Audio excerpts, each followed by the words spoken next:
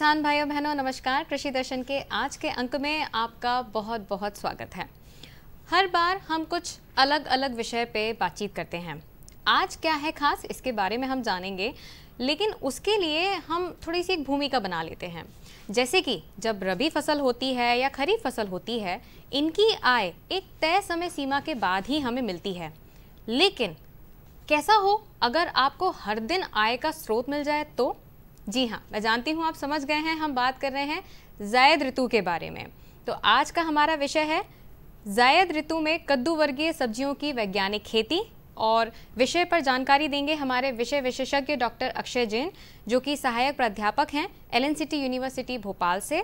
Sir, स्वागत है आपका बहुत बहुत। नमस्कार मैम, हमारा किसान भाइयों को भी नमस्कार। जी बिल्कुल, बहुत बहुत नमस्कार और बहुत बहुत स्वागत है सर आपका। अब जैसा कि हमारा आज का विषय है, विषय से ये बात बिल्कुल साफ जाहिर होती है, क्योंकि सब्जियां या हम जिन्हें कहते हैं बेलदार सब्जियां, उनकी ज़रूरत हर दिन ही हमें लगभग ज़रूरत होती है। तो कैसे इनकी ज़रूरत के लिए हम कैसे इनकी बुआई करेंगे और कैसे इससे अधिक मुनाफा कमाएंगे, आज हम इसी पे विस्तार से चर्चा करने वाले हैं। तो सबसे पहले हम सर इसी के बारे में जान लेते हैं कि कद्दू वर्गीय जो सब्जियां हैं उनमें मध्य प्रदेश में कौन कौन सी सब्जियां हैं जो प्रमुख तौर पर बोई जाती हैं? कद्दू वर्गीय सब्जियों में प्रमुख रूप से तरबूज, खरबूज, कद्दू, खीरा, परवल, लौकी, करेला आदि फसलों की सब्जियों की बुवाई हमारे किसान भाई करते हैं। ये कद्दू वर्गीय सब्जियां कहलाती हैं। जी, तो यहाँ पे आपने बताया कि कद्दू वर्गीय कौन कौन सी सब्जियां हैं। अगर हम बात करें इनके महत्व की, तो कितना महत्व है, कितनी ज़रूरत होती है? ये बहुत ही अच्छा क्वेश्चन है आपका जी। कद्दू वर्गीय सब्जियों का बहुत ही महत्वपूर्ण स्थान है हमारे जीवन में, जिसमें सब प्रचुर मात्रा में vitamin A, vitamin B, vitamin C, carbohydrate, खनिज लवण, प्रोटीन, वसा आदि तत्व प्रचुर मात्रा में मौजूद होते हैं कद्दू वर्गीय सब्जियों में। ये बिल्कुल आपने बिल्कुल सही बात कही है, क्योंकि सब्जियों का हमारे दैनिक जीवन में बहुत ही महत्वपूर्ण स्थान है और विटामिन्स और प्रोटीन्स की ज़रूरत के लिए हमें सब्जियों की, वाकई हरी सब्जियों की तो जिसमें कह सकते हैं बहुत ही ज़्यादा ज़रूरत होती है। तो एक तरीके से ये भी कह सकते हैं कि जायद ऋतु का भी बहुत महत्वपूर्ण हो जाता है स्थान। हाँ। बिल्कुल। तो अब क्योंकि हमने बात करी है कद्दू वर्गीय सब्जियां क्या क्या होती हैं, उनका महत्व क्या है, तो यहाँ पे अब हम बात कर लेते हैं कि उनकी बुआई के लिए कौन सा उचित समय है। उनकी बुआई, कद्दू वर्गीय सब्जियों की बुआई मध्य फरवरी से लेके मार्च के अंतिम सप्ताह तक इनकी बुआई की जाती है। जी। और हमारे किसान भाई अधिक लाभ कमाने हेतु इन फसलों की अगेती बुआई भी कर सकते हैं। अगेती बुआई करने के लिए हमारे किसान भाई, जैसे इस टाइम पे रबी की फसल चल रही है कुछ किसानों की, और हमारे भोपाल डिवीज़न में, विदिशा डिवीज़न में, और किसान भाई रबी की फसलों में जैसे आपका चना हुआ, मटर हुआ जी। इन फसलों की बुआई कर रहे हैं और कटाई के लिए वो उनकी फसल तैयार हो गई है। तो ऐसे में हम किसान भाइयों को यही सलाह देंगे कि कद्दू वर्गीय फसलों की अगेती बुआई करें, और अगेती बुआई करने के लिए अगर उनकी खेत खाली ना हो तो वो किसान भाई उनकी अगेती नर्सरी लगा सकते हैं। लो प्लास्टिक टनल का यूज़ करके उनकी नर्सरी लगा सकते हैं लो प्लास्टिक टनल में, और उनकी पौध तैयार कर सकते हैं। उसके बाद जैसे ही उनका खेत खाली हो जाता है मार्च में, और उनकी ट्रांसप्लांटिंग कर सकते हैं मेन फील्ड में। ठीक है, तो यहाँ पे हमने उचित समय की बात करी है, जो कि हम कह सकते हैं कि फरवरी मध्य से एक अच्छा उचित समय रहता है कद्दू वर्गीय सब्जियों के लिए। अगर खेत की तैयारी की बात करें तो किस प्रकार खेत की तैयारी की जाती है?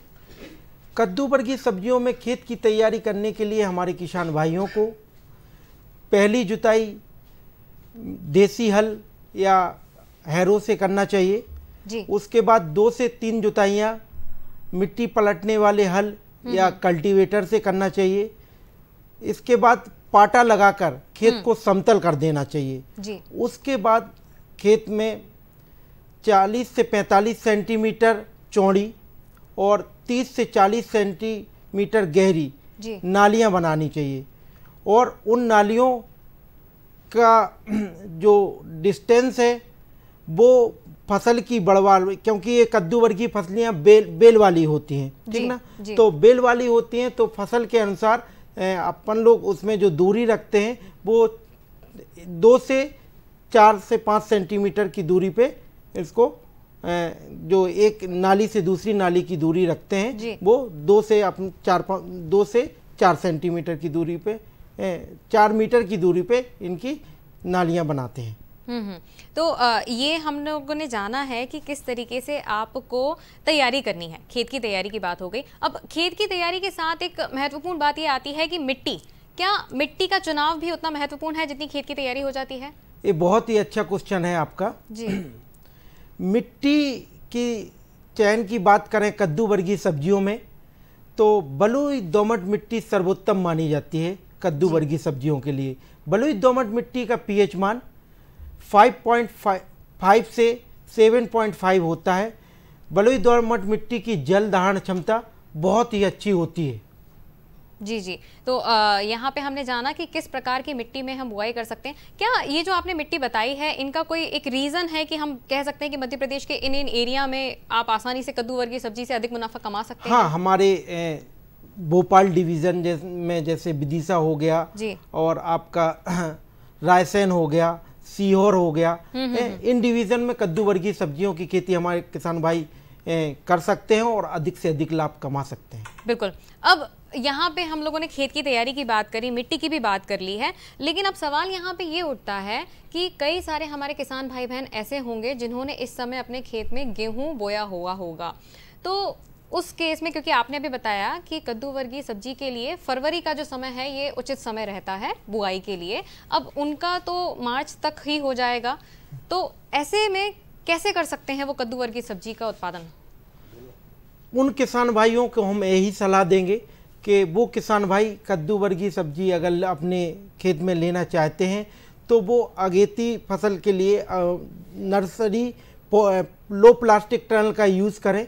लो प्लास्टिक टनल में कद्दू वर्गीय सब्जियों की नर्सरी डालें और जब नर्सरी आपकी 30 से 35 दिन में तैयार होती है उसको जब तक 30 से 35 दिन का टाइम में उनकी क्रॉप हार्वेस्ट हो जाएगी, जो भी रबी क्रॉप लगी हुई है, चना गेहूं जो भी है रबी क्रॉप लगी हुई है आपकी, तो वो हार्वेस्ट हो जाएगी। उसके बाद 30 से 35 दिन का टाइम जो प्लांट आपका नर्सरी में लेगा तो उसको मेन फील्ड में ट्रांसप्लांट करके कद्दू वर्गीय सब्जियों से अधिक लाभ कमा सकते हैं। बिल्कुल।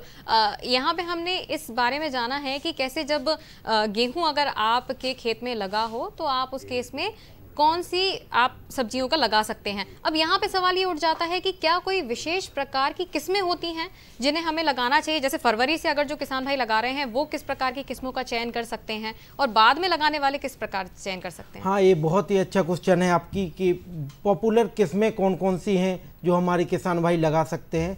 तो कद्दू वर्गीय सब्जियों की कुछ पॉपुलर किस्में हैं वो निम्न प्रकार से हैं। जैसे तरबूज की उन्नत किस्म है अर्का ज्योति, अर्का मानिक, सुगर बेबी, फूसा बेदाना। कद्दू की उन्नत किस्में हैं अर्का चंदन, फूसा विकास, नरेंद्र उपकार। खरबूज की उन्नत किस्में हैं अर्का राजहंस, दुर्गापुर मधु, हरा मधु। खीरे की उन्नत किस्में हैं जापानीज लॉन्ग ग्रीन, फूसा संयोग। ककड़ी की उन्नत किस्में हैं अर्का शीतल, पंजाब लॉन्ग मिलोन बन। टिंडे की उन्नत किस्में हैं अर्का टिंडा। करेले की उन्नत किस्में हैं फूसा मौसमी, अर्का हरित, अर्का सुमित। लौकी की उन्नत किस्में हैं फूसा मेघदूत, फूसा नबीन, काशी गंगा। तरोई की उन्नत किस्में हैं फूसा चिकनी, फूसा सुपीरिया जी। और परवल की उन्नत किस्में हैं काशी अलंकार, स्वर्ण रेखा, स्वर्ण अलौकिक आदि किस्मों की बुवाई करके हमारे किसान भाई अधिक से अधिक लाभ कमा सकते हैं। ये बात बिल्कुल अच्छे तरीके से हमें लगता है सारे किसान भाइयों ने नोट कर ही ली होगी, क्योंकि आपने हर एक किस्म का जो अच्छी से अच्छी उन्नत किस्में हैं उनके बारे में आपने उनका जिक्र किया है। और अब क्योंकि यहाँ पे एक और सवाल यहाँ पे थोड़ा सा जुड़ जाता है कि अभी जो लोग फरवरी में लगाना चाहते हैं, क्या किस्मों के भी अलग अलग चुनाव हो जाते हैं? जैसे अगर फरवरी में जो लगाना चाह रहे हैं तो अभी कोई अलग किस्म के चुनाव लगा लें और मार्च में किसी और का लगा सकते हैं, कैसा है? हाँ, ऐसा है। कुछ अगेती किस्में भी हैं जो कद्दू वर्गीय सब्जियां हैं, कुछ की अगेती किस्में हैं, कुछ मिड सीजन की मध्यम वैरायटीज़ आती हैं, कुछ पिछेती वैरायटीज़ भी उन्नत किस्में भी मार्केट में मिलती हैं। तो इस तरीके से चुनाव करके किसान भाई अधिक से अधिक लाभ कमा सकते हैं। तो किसान भाइयों, यहाँ पे समय हो चला है एक छोटे से ब्रेक का। ब्रेक के बाद जल्द हाजिर होंगे, आप बने रहिए हमारे साथ।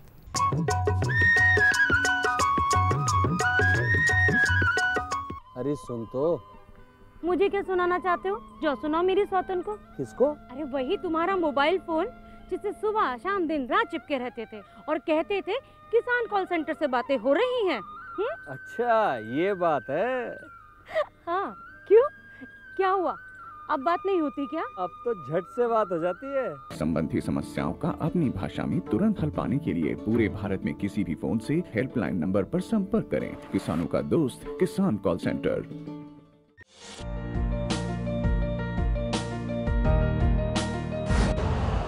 यूरिया का स्वदेशी उत्पादन 70 लाख टन बढ़ाने के लिए 6 उर्वरक संयंत्रों का उद्धार किया जा रहा है।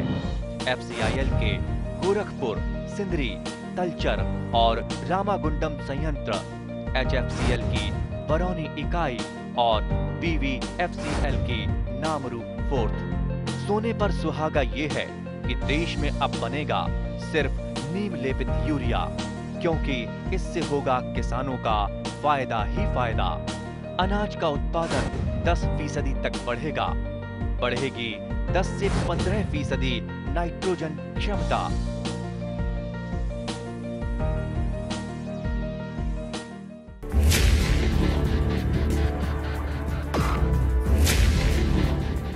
भोजन, जल और शुद्ध वातावरण हमारे जीवन का मुख्य आधार है और कृषि इसका मूल स्तंभ।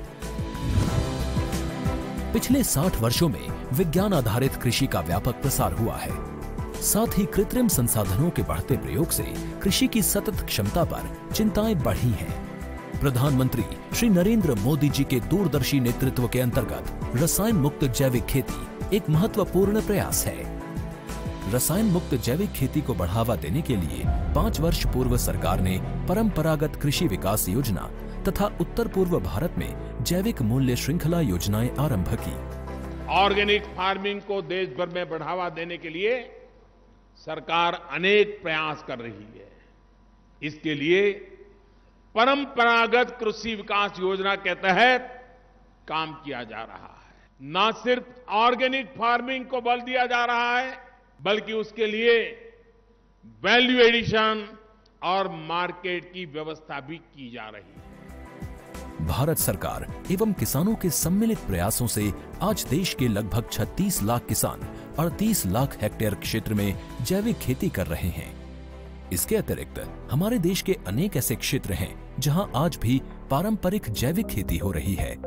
इन पारंपरिक जैविक क्षेत्रों को जैविक प्रमाणीकरण सुलभ कराने हेतु PGS के अंतर्गत लार्ज एरिया सर्टिफिकेट का प्रावधान किया गया है। इस प्रक्रिया की विशिष्टता ये है कि इसमें प्रमाणीकरण मात्र 2 से 3 महीनों में हो जाता है, जबकि सामान्य परिस्थितियों में इसमें 2 से 3 वर्ष का समय लगता है। अंडमान निकोबार केंद्र शासित प्रदेश के कार निकोबार एवं नैन काउरी द्वीप समूह देश के सर्वप्रथम ऐसे प्रमाणीकृत जैविक क्षेत्र हैं। अभी हाल ही में संपूर्ण लक्षद्वीप को जैविक खेती के रूप में प्रमाणित किया गया है। वर्ष 2016 में सिक्किम राज्य पूर्ण जैविक कृषि राज्य के रूप में प्रमाणित हो चुका है। सुदूर उत्तर में हिमालय श्रृंखला के बीच स्थित लद्दाख ने भी पूर्ण जैविक के लक्ष्य की ओर बढ़ना शुरू कर दिया है। जैविक उत्पादों को बाजार सुलभ कराने तथा किसानों की उपभोक्ताओं तक पहुंच बनाने के लिए एक समर्पित जैविक खेती पोर्टल भी बनाया गया है। जैविक खेती पोर्टल के जानकारी मंच और विपणन मंच के माध्यम से किसानों को उच्च गुणवत्ता उत्पादन तथा बाजार उपलब्ध कराया जा रहा है। आशा है देश के सभी राज्य अपने जैविक क्षेत्रों का विस्तार करेंगे और देश में जैविक कृषि क्रांति को मजबूत करने में योगदान देंगे। जैविक उत्पादों की देश और विदेशों में बढ़ती मांग तथा जैविक उत्पादों का बढ़ता बाजार, किसानों की उपभोक्ताओं तक पहुंच तथा जैविक एफपीओ द्वारा जैविक कृषि व्यापार में भागीदारी हमारे किसानों को अपनी आय बढ़ाने का अवसर दे रहा है। पिछले 5 वर्षों में जैविक कृषि उत्पादों का निर्यात दोगुने से अधिक बढ़कर 7,000 करोड़ रुपए से अधिक का हो गया है और इसमें प्रतिवर्ष 20% से अधिक की वृद्धि हो रही है। उम्मीद है पारंपरिक क्षेत्र के किसान भी इस बढ़ते बाजार से लाभान्वित होंगे और जैविक कृषि आंदोलन को आगे बढ़ाएंगे। किसानों की मुस्कान समृद्ध हिंदुस्तान की है पहचान।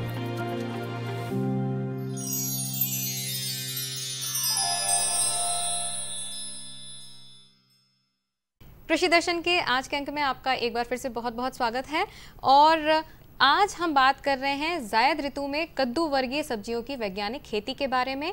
विषय पर जानकारी दे रहे थे डॉक्टर अक्षय जैन, जो कि सहायक प्राध्यापक हैं एलएनसीटी विश्वविद्यालय भोपाल से। आज क्योंकि कद्दू वर्गीय सब्जी के बारे में ही हम बात कर रहे हैं, हमने कौन कौन सी अच्छी किस्में होती हैं, मिट्टी का चुनाव किस प्रकार करना चाहिए, तमाम बातों पे हम लोगों ने जानकारी ली है।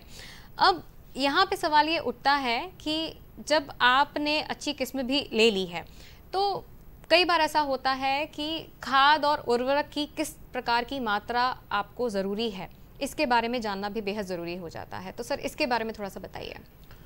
कद्दू वर्गीय सब्जियों में खाद एवं उर्वरक की मात्रा की बात करें तो 200 से 300 क्विंटल अच्छी तरीके से सड़ी हुई गोबर की खाद या फार्म यार्ड मैन्योर की आवश्यकता होती है।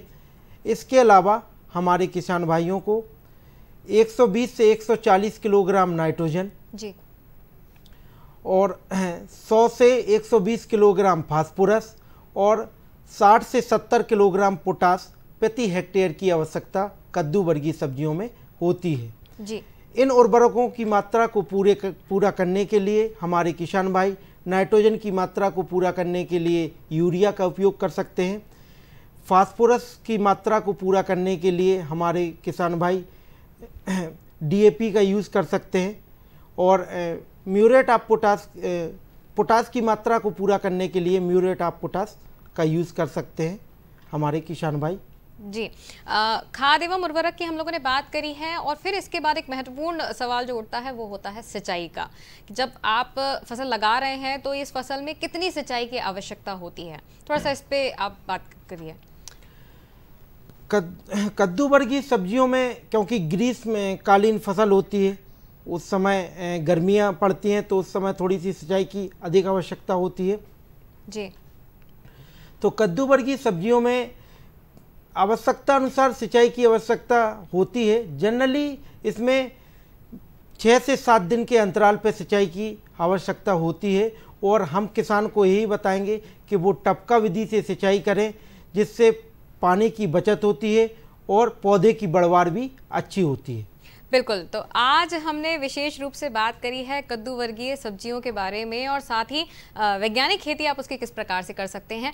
क्योंकि समय का अभाव है इसीलिए आज के अंक में फ़िलहाल इतना ही। और जाने से पहले सर कुछ ही शब्दों में अगर आप ये बता सकें कि क्या क्या सावधानियाँ रखनी है बुआई के समय। ये बहुत ही अच्छा क्वेश्चन है आपका मैडम। कद्दू वर्गीय सब्जियों को लेते समय हमारे किसान भाइयों को रोग प्रतिरोधक प्रजातियों की बुवाई करनी चाहिए जी। शुद्ध एवं प्रमाणित बीजों की बुवाई करना चाहिए। बुवाई करते समय हमारे किसान भाइयों को उन्नत बीजों का चयन करना चाहिए जी। इसके अलावा बुवाई करते समय किसान भाइयों को बीज की बुवाई करते समय ये भी ध्यान रखना चाहिए कि बीज बोने से पहले उनको 10 से 12 घंटे के लिए पानी में भिगो कर रख दें। उसके बाद उनको बुवाई के लिए यूज करें, जिससे उसमें अंकुरण क्षमता अच्छी होती है बीजों की जी। तो किसान भाइयों, सर आप यहाँ पे आए, आपने बहुत ही महत्वपूर्ण जानकारी हमारे किसान भाइयों को आज दी है कद्दू वर्गीय सब्जियों के बारे में। इसके लिए आपका बहुत बहुत धन्यवाद। नमस्कार किसान भाइयों, खबरें खेती में आपका स्वागत है। आइए नजर डालते हैं आज की खास खबरों पर। औषधीय एवं सुगंधीय फसलों की खेती, सरसों प्रक्षेत्र दिवस आयोजित, ग्रीष्मकालीन मूंग की उन्नत खेती, सरसों को श्वेत गेरुई रोग से बचाएं और टमाटर का भेदक इल्ली से बचाव। और अब खबरें विस्तार से। जवाहरलाल नेहरू कृषि विश्वविद्यालय स्थित पादप कार्यकी विभाग के अंतर्गत संचालित अखिल भारतीय औषधीय, संगदीय एवं पान परियोजना के तहत कृषि विज्ञान केंद्र दमोह में अनुसूचित जाति एवं आदिवासी सह परियोजना द्वारा 2 दिवसीय प्रशिक्षण का आयोजन किया गया। प्रशिक्षण कार्यक्रम में संयुक्त संचालक अखिल भारतीय औषधीय, संगदीय एवं पान परियोजना एवं कृषि विज्ञान केंद्र दमोह द्वारा वर्तमान समय में औषधीय एवं संगदीय फसलों की खेती करने एवं इससे लाभ कमाने के लिए जागरूक किया गया। परियोजना प्रमुख डॉक्टर विभा पांडे ने औषधीय एवं संगदीय फसलों की खेती के विषय में जानकारी दी। डॉक्टर अनुभा उपाध्याय ने प्रसंस्करण विधि द्वारा इन फसलों में मूल्य संवर्धन की जानकारी प्रदान की तथा डॉक्टर ज्ञानेंद्र तिवारी ने इन फसलों के औषधीय एवं कृषि महत्व को समझाया। कृषि विज्ञान केंद्र के प्रमुख डॉक्टर मनोज अहिरवार ने उत्पादन से कृषि आय को दुगना करने का विकल्प बताया। कृषि विज्ञान केंद्र शाजापुर द्वारा ग्राम बड़ौनी बड़ोदिया में सरसों प्रक्षेत्र दिवस कार्यक्रम का आयोजन किया गया। कृषि वैज्ञानिक सरसों की फसल के उत्पादन को लेकर किसानों के साथ खेतों में पहुंचे। केंद्र के प्रधान वैज्ञानिक डॉक्टर GR अंबावतिया ने किसानों को सलाह दी कि वे अपने खेतों में गेहूं, चना की फसलों के साथ साथ तिलहन की फसल भी लें। उन्होंने बताया कि सरसों एक तिलहन फसल है जो मुख्यतः राजस्थान एवं मध्य प्रदेश के चंबल क्षेत्र में बोई जाती है। यहाँ कभी बेहतर बारिश होती है तो कभी अल्प वर्षा की स्थिति बनती है। यह फसल 1 या 2 बार सिंचाई करने पर भी बेहतर उत्पादन दे सकती है। कार्यक्रम में डॉक्टर SS धाकड़ ने बताया कि मल्चिंग तकनीक के उपयोग से सब्जियों की उपज में 40% तक वृद्धि होती है। मिट्टी में नमी व संरक्षण एवं खरपतवार नहीं उग पाते। पौधे की वृद्धि एवं विकास हेतु अनुकूल वातावरण प्रदान किया जा सकता है। डॉक्टर सिंह ने बताया कि 110 दिनों तक की यह फसल है और इसमें तेल की मात्रा करीब 40% पाई जाती है। खास बात यह है कि इस किस्म कीट के प्रकोप को भी ना के बराबर रखती है। ग्रीष्मकालीन मूंग की उन्नत खेती। ग्रीष्मकालीन मूंग में रोग एवं कीटों का प्रकोप कम होता है। अन्य फसलों की अपेक्षा मूंग की फसल को सिंचाई की आवश्यकता कम होती है। गर्मी के मौसम में अधिक तापक्रम को होने पर इसमें सहन करने की शक्ति होती है। कम अवधि की फसल होने के कारण यह आसानी से बहुफसली प्रणाली में भी ली जा सकती है। दलहनी फसल होने के कारण यह लगभग 20 से 22 किलोग्राम नत्रजन प्रति हेक्टेयर स्थिर करके मिट्टी की उर्वरा शक्ति को बढ़ाती है। रबी में मौसम में खेत में बोई फसल में डाले गए उर्वरकों का कुछ लाभ भी गर्मी की फसल को मिल जाता है। जायद मूंग की फसल हेतु फरवरी के दूसरे से तीसरे सप्ताह के मार्च के अंत तक बुवाई करना चाहिए। कतारों के बीच 30 सेंटीमीटर व पौधे से पौधे की दूरी 10 से 15 सेंटीमीटर होना चाहिए। मूंग की सर्वोत्तम किस्में लगाकर अच्छा उत्पादन प्राप्त किया जा सकता है। ग्रीष्मकालीन मूंग की उन्नत प्रजाति JM 721, TJM 3, PDM 11, TM 37 और हम 1 है। ये किस्में 60 से 65 दिन में पककर तैयार हो जाती हैं तथा 9 से 10 क्विंटल प्रति हेक्टेयर की उपज प्राप्त होती है। प्रति हेक्टेयर 10 से 12 किलोग्राम बीज उपयोग करना चाहिए। सरसों एवं तोरिया में श्वेत गेरुई रोग का आक्रमण फूल लगने की अवस्था में ज्यादा होता है। रोग कारक एल्बुगो कोंडिगा रोग जड़ के अलावा पौधे के सभी भाग में इसके लक्षण पाए जाते हैं। सबसे पहले पत्तियों एवं तनों पर सफेद फफोले जैसे धब्बे बनते हैं जो कुछ समय बाद आपस में मिलकर बड़े बड़े धब्बों का रूप ले लेते हैं। जब रोग उग्र रूप धारण कर लेता है तब ये फफोले पुष्प पर भी दिखाई देते हैं। रोग के प्रभाव से संपूर्ण फूल या उसका कुछ भाग मांसल हुए हरे या बैंगनी रंग के हो जाते हैं। फूल में फल अथवा बीज नहीं बनते हैं। पौधे आकार में छोटे हो जाते हैं। पुष्ट दाना बनना बंद हो जाता है। इसके नियंत्रण हेतु स्वस्थ बीज का चुनाव कर बुवाई करें। फसल चक्र अपनाना चाहिए। गर्मी के मौसम में जुताई करना चाहिए। रोगी अवशेषों को जला देना चाहिए। खड़ी फसल में रोग के लक्षण दिखाई देते ही ब्लाइटॉक या फाइल्टान के घोल का छिड़काव 15 दिनों के अंतराल पर करें। टमाटर का फल भेदक इल्ली टमाटर के कच्चे फलों में छेद करके अंदर घुस जाती है तथा अंदर ही अंदर फल के गूदे को खाती है। बाद में फल पूर्ण रूप से सड़ जाता है। इसके नियंत्रण हेतु इमामेक्टिन बेंजोएट 5-10 ग्राम या इंडोक्साकार्ब का 10 दिन के अंतराल पर छिड़काव करना चाहिए। तो किसान भाइयों, कृषि समाचारों में फिलहाल इतना ही। साथ ही मुझे दीजिए आज्ञा। नमस्कार।